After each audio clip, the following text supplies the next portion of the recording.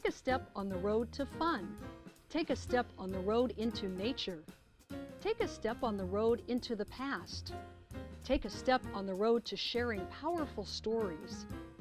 Take a step on the road to experiencing big ideas. Take a step with Humanities on the Road as speakers from the Pennsylvania Humanities Council take you on a journey through history, literature, the arts, and the world around you. Learn more about Humanities on the Road and discover why the humanities are important to you at humanitiesontheroad.org.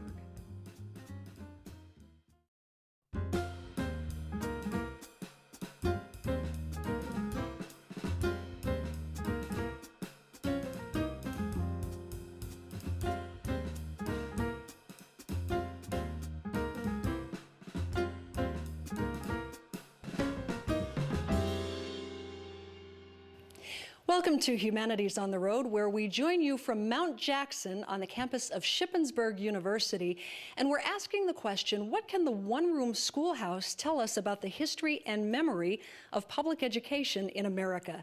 Hello, I'm Tracy Matisak. You know, Humanities on the Road is a wonderful opportunity for audiences all across Pennsylvania to explore history and art and the ideas that shape our world. And Mount Jackson, where we're standing, is an authentic one-room schoolhouse. It was built in 1865 in nearby Newburgh, Pennsylvania, and this school educated generations of children up until 1954. After that, it was relocated and it was lovingly restored here at Shippensburg University in 1969. So we're exploring how and why the Little Red Schoolhouse became an American icon. Were these schools really paragons of discipline or utopias for group learning? Well, we've got John Zimmerman with us to give us some answers. John has dedicated his life to public debate and research on American education. He is a nationally known historian at New York University, and he lives in Narberth, Pennsylvania, and he's written an acclaimed book entitled Small Wonder: The Little Red Schoolhouse in History and Memory. We'll have an opportunity to talk with John a little bit later in the program after he tells us the real history of the one-room schoolhouse. But for now, we turn it over to John for the Little Red Schoolhouse. Please welcome John Zimmerman.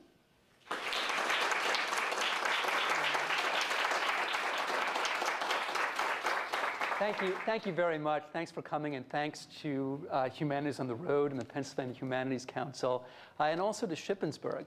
What I'm going to tell you comes out of a book that I wrote, and the way you write a book is by collecting materials from archives, in this case from all over the country, including the archives at Shippensburg. So I'm very grateful to them and to all the other librarians and archivists who have helped me in my work. If you went to Washington, D.C. in 2002, when the No Child Left Behind law was signed, what you would have found at the Federal Department of Education are 6 entrances that were shaped like, yes, Little Red Schoolhouses. When this law was signed, the No Child Left Behind law, there was a big ceremony at the Department of Education, and the Secretary of Education at the time, whose name was Rod Page, he said the following: "We serve the ideal of the Little Red Schoolhouse. It's one of the greatest symbols of America, a symbol that every child must be taught and every child must learn, that every community was involved and every parent's input valued. These little schoolhouses were built to serve a need, to equip children as citizens and as workers." So my question for you today is going to be, why was that image there? If you think about No Child Left Behind, which involves a massive centralization of federal authority around education, it's ironic, to say the least, that we have the Little Red Schoolhouse, which was a local institution, as the icon.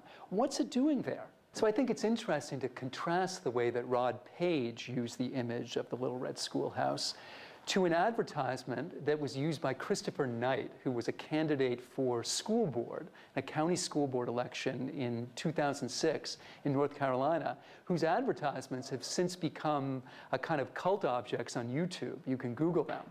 And in his ad running for school board, he shows the Little Red Schoolhouse, but it's under attack from the Death Star space station of Star Wars.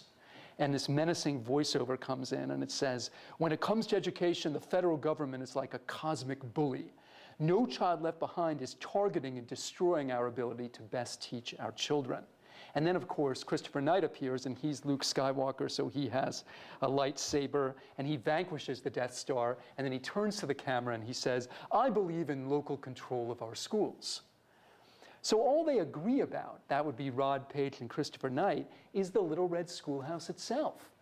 And the question that I ask is, why does it have this lockhold on our imagination?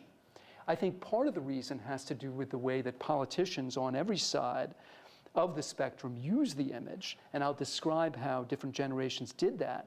But I think there's more to it than that. I think that across time and space, the Little Red Schoolhouse represents a kind of ambivalence about progress. Americans like to think they're on the cutting edge of change, or on the arc of history, and yet the more we charge into the future, the more we miss the past. And that's what makes us nostalgic. And nostalgia, by the way, derives from the Greek nostos, return home, and algia, longing. It's literally homesickness. That's what nostalgia means. And the Little Red Schoolhouse is a perfect, if you will, focus for nostalgia, because it's not just a school, it's a house. It is home. It is a schoolhouse. So we're ambivalent about progress. I think there's also attached to that a longing for family and community, for tight face-to-face bonds and reciprocal relationships that lots of Americans feel have been eroded or even lost. And I think that accounts for some of the appeal of the image. And finally, it's a national image. It's a patriotic one.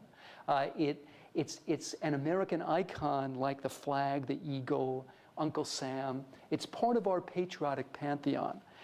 So I think that those are some reasons that the image has such a strong bearing in our collective consciousness.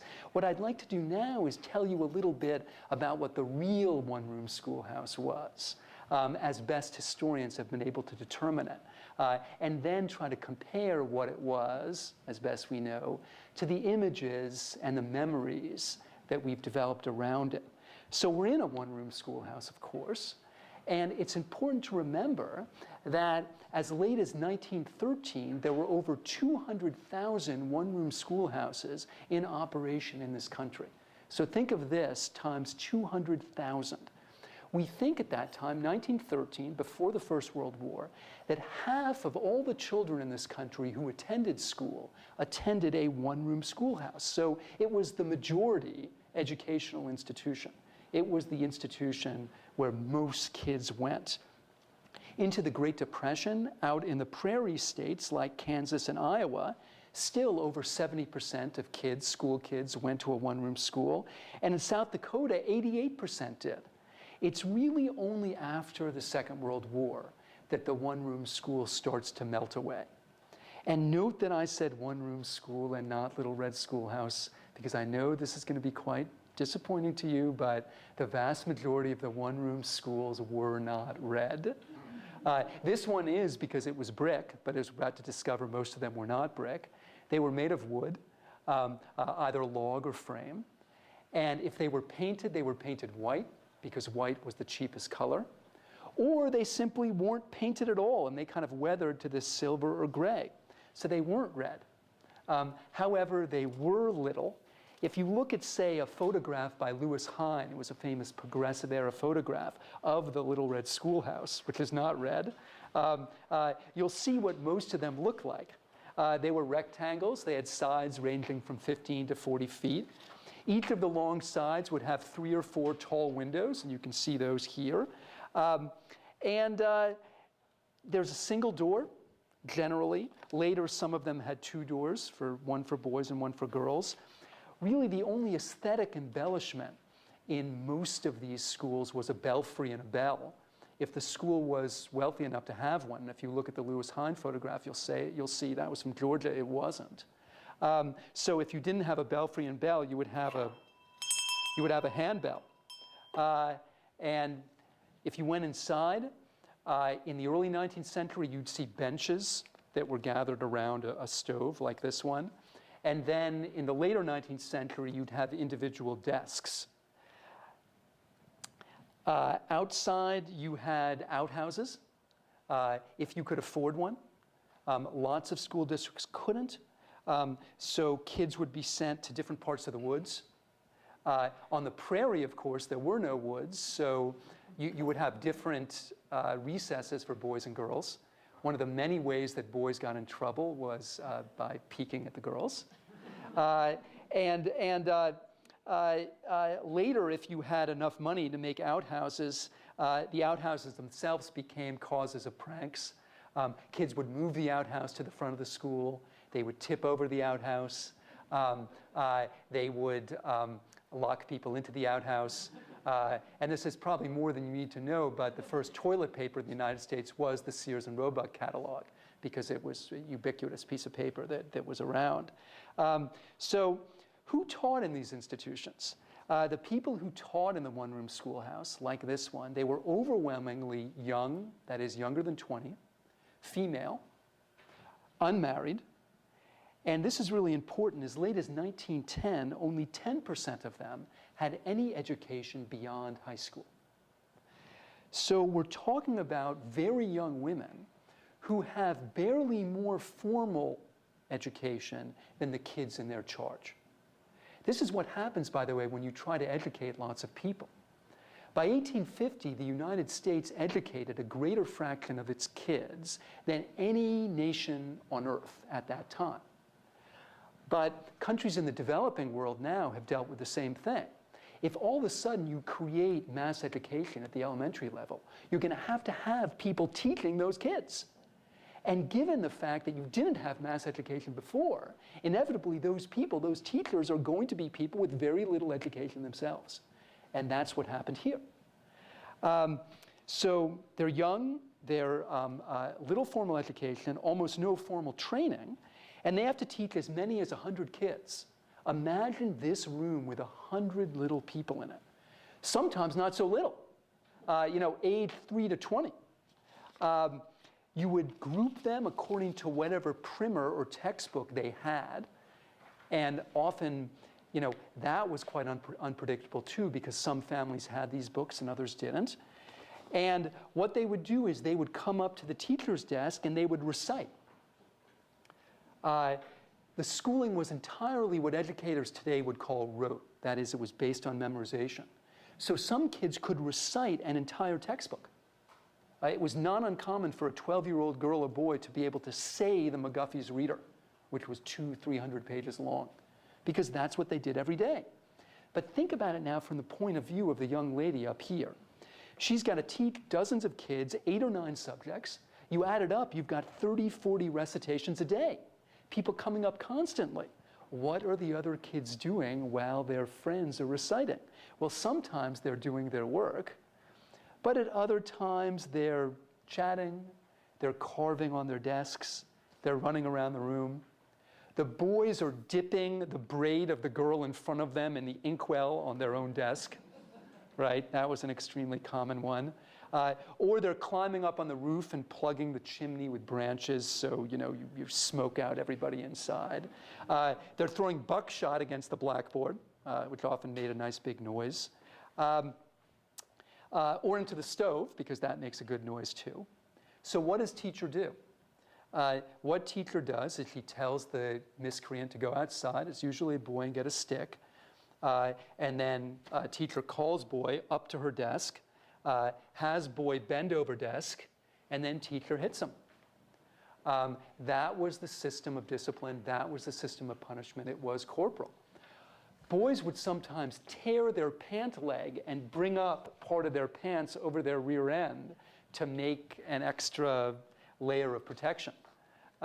Sometimes you'd send 2 boys out to get 2 sticks and have them hit each other.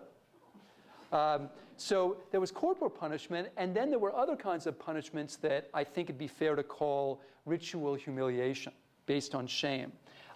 This might disappoint you as well, but as best we know, there were no dunce caps. Dunce caps appear later in cartoons, but we have no historical record of teachers actually using them. And yet they do speak to a kind of historical truth, because obviously a dunce cap is a method of shame. And shame was at the heart of the discipline system in the one-room school. So even though they didn't use dunce caps, what would you do? You'd make a boy sit in the girls' section. even though this